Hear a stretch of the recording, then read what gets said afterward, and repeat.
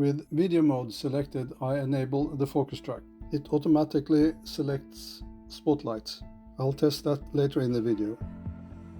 Now I'm trying to select point of interest, but I get a message subject too far. I go closer and instead select the active track, and what this does is just to follow me from behind, no other options.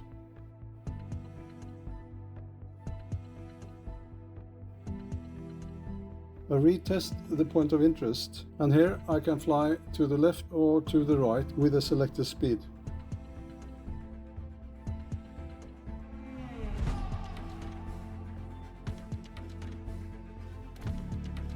Try to ascend, but just below 5 meters I get a message that max flight altitude is reached. That wasn't very high. At last I go back to spotlight again and try to select the top of that mast.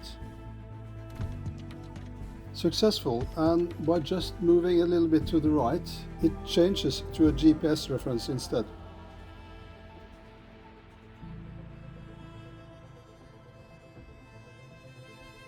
I can go side to side and also up or down, and still the point selected remains in focus.